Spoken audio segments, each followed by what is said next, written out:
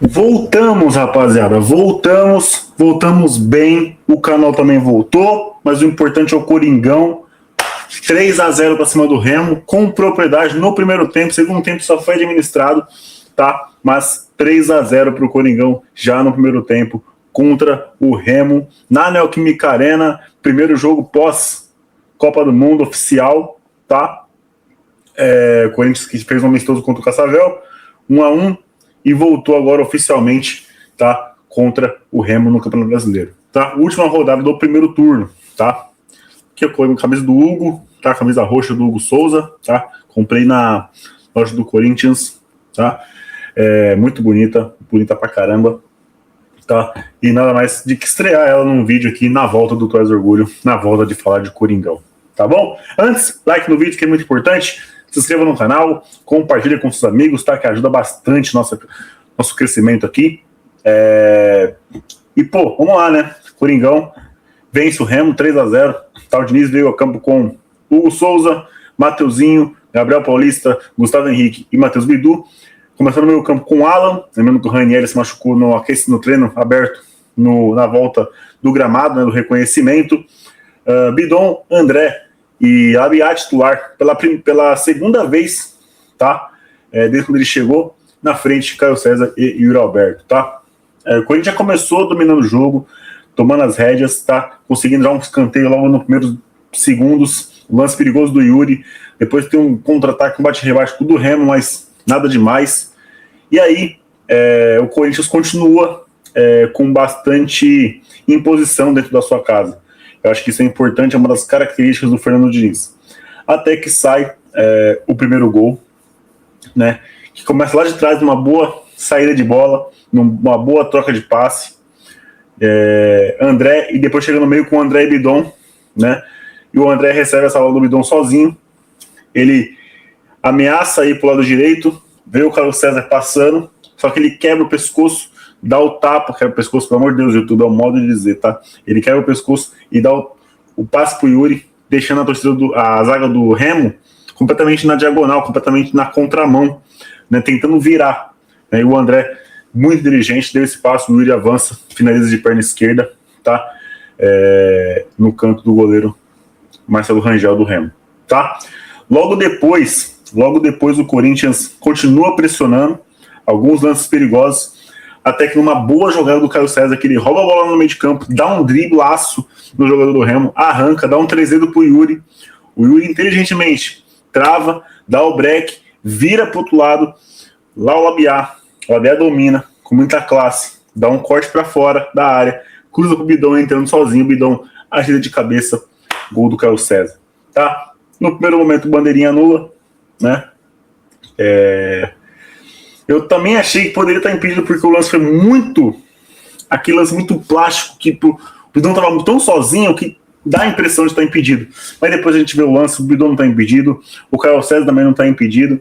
Cara, um bolão do Labiá, tá? Para aqueles que falavam que o Labiá não sabia chutar uma bola, que o Labiá não jogava nada, né? Para aqueles que falavam isso, sem conhecer o jogador, né? E quando eu falei que eu conhecia, falaram que eu estava inventando, que eu tava querendo ser o sabidão da bola.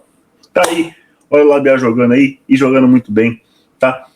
Dando conta do recado, substituindo o Rodrigo Garro, tá? Que deve ser o titular, vai continuar sendo o titular o Rodrigo Garro, mas é um cara que tá aí no banco à altura, que hoje deu clareou a jogada. Claro que começa lá atrás com o Caio César, dando um desarme, fazendo um drible espetacular, dando um 3-dedo pro Yuri, a inteligência do Yuri dá o break, mas o Labiá quebra totalmente a defesa do Remo com esse corte para fora, e essa bola no Bidon. O Bidon também filtrando na área, pisando na área. O Caio César, que é um ponta direita, ele vai e infiltra como um centroavante, porque o Yuri não tá naquele espaço, porque o Yuri tinha começado a jogada, virando o jogo pro Labiá. Então, também a mão do Diniz, você percebe o estilo do Diniz, tanto no sem bola como no com bola, tá? A galera fala muito do Diniz com a bola, mas o Diniz sem a bola, ele dá muita liberdade. Então é um Caio César que cai para centroavante, é um Yuri que baixa para jogar, é uma saída de 3 lá atrás, é um Bidon que pisa na área, é um Caio César que pisa na área, é um Labiá que É um meia, mas joga aberto, tendo muita amplitude, muito campo para correr. Muitas vezes o Labiá tem muito campo para correr, embora não seja um velocista, mas com um meia, com classe, tem campo para correr, tem campo para enxergar, tem campo para jogar, ele deixa muito jogador na cara do gol. Foi o que ele fez no segundo gol. E logo em seguida, numa bola aérea, o Carlos César ganha de cabeça, loucura, né? Ele faz um gol de cabeça em peixinho, num bom posicionamento, depois ele ganha uma bola de cabeça. O Labiá, teoricamente, dá uma assistência, porque ele ajeita, o Yuri pega a sobra, porrada de peito de pé, sem chance pro goleiro do Remo, 3-0, liquidou aí, 2 gols do Yuri. Bom pro Yuri, que não vou fazer gol no Brasileiro há 4 meses. Vamos continuar pegando no pé do Yuri, sim, com certeza. Mas hoje temos que elogiar. Hoje o Yuri, quando foi preciso dele, meteu 2 gols, guardou. É o que ele tem que fazer. Volto a falar aqui. O Yuri Alberto, ele tem todas as características de um centroavante no tempo moderno, nos tempos modernos precisa. Ele é veloz, ele ataca o espaço, ele é forte, ele não se machuca. Só que o Yuri Alberto, eu não sei como é que a mente do Yuri Alberto funciona. Eu não sei se... E aí ele perde muitos gols. Se o Yuri fizesse os gols tantos gols que ele perde, o Yuri era artilheiro do Brasil toda vez. Toda vez. Já falei isso aqui. E hoje, mas hoje foi importante. Fez 2 gols, tá? Merecia. Último jogo antes da Copa, ele deu 2 assistências, uma pro André e pro Carlos César. Então, merecia fazer esses gols. Fez, caprichou dessa vez, tá? E aí, Corinthians vai pro intervalo. Já sabia que ia voltar um pouco mais tranquilo, com o pé no freio, e foi assim que voltou, porque tem jogo importante contra o Bahia no domingo, lá na Bahia, tá, lá em Salvador. Então, sabia que ia vir com o freio de mão puxado, então quando veio sem mudança, eu falei, esses caras vão segurar, cozinhar o Galo ali até uns 15, 20, vai vir as mexidas. Aí veio o Linger, veio o Carrilho, o Bidu sofre um corte na cabeça e entra o Angileri, também entra o Matheus Pereira, e aí entra o Dieguinho na última substituição. E o segundo tempo nenhum time atacou, não teve nenhum perigo, a não ser o Alan, às vezes, errando alguns passos. Para mim foi um ponto negativo na questão do com bola. Tá? A câmera desfocou, desculpa, de novo. A câmera tá começando a me irritar um pouquinho, tá? Mas tudo bem. Nada tira minha paz hoje. Mas o Corinthians coziano, sem nenhum perigo, tá? Sem nenhuma ataque perigoso do Remo. O Remo bem mal mesmo. Eu achei que o Remo poderia dar um trabalho, porque o Remo, ele termina o Campeonato Brasileiro, a parada, né? Deixa eu ajeitar aqui, a parada do Brasileiro, vencendo o São Paulo. Então eu achei que o Remo poderia voltar um pouco mais empolgado nessa volta de data FIFA, querendo sair da zona de rebaixamento, mas não, tá? Mas não. O Remo não criou perigo nenhum pro Corinthians. É até meio complicado a gente ter o parâmetro se...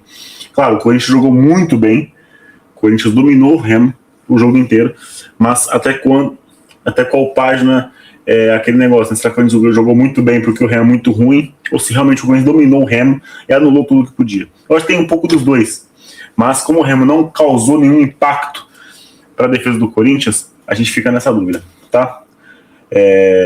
Vamos para a nota individual de cada um agora. Hugo Souza, se não trabalhou, vou deixar ele com nota 7. Mateuzinho fez um bom jogo oficialmente, defensivamente, quando foi acionado, bem pouco também, mas fez um bom papel, vou deixar ele com nota 7. A dupla de zaga eu acho que foi monstruosa, anulou todos os tipos de tentativas de investidas do Remo, tá? Vou deixar os dois com nota 8. O Matheus Bidu fez um ótimo jogo, vou deixar ele com nota 8. Alan, para mim foi um ponto negativo, mas eu não vou deixar ninguém com nota vermelha hoje, vou deixar ele com uma nota 5. André fez um ótimo jogo, deu uma assistência para o Yuri, desarmou, deu bons passos, dominou o meio de campo, vou deixar ele com uma nota 8. Bidon, nota 7. Não foi o Bidon brilhante, mas foi um Bidon controlador, como sempre. Labiá, para mim, um dos melhores em campo, vou deixar o Labiá com uma nota 8. Caio César, para mim, o melhor em campo, vou deixar ele com uma nota 9,5. Tá? Para mim, foi um dos melhores em campo, o Caio César. Fez o gol, começou a jogada de gol, trabalhou, foi para dentro, driblou, cortou, foi para dentro, finalizou. Cara, impressionante o Caio César, tá? Deixa ele com nota 9,5. E o Yuri, vou deixar com uma nota 9, tá? Pelos 2 gols, pela posição, pelo bom pivô, pela boa participação do jogo. E a câmera não funciona, rapaziada. É complicado. A câmera decidiu não funcionar.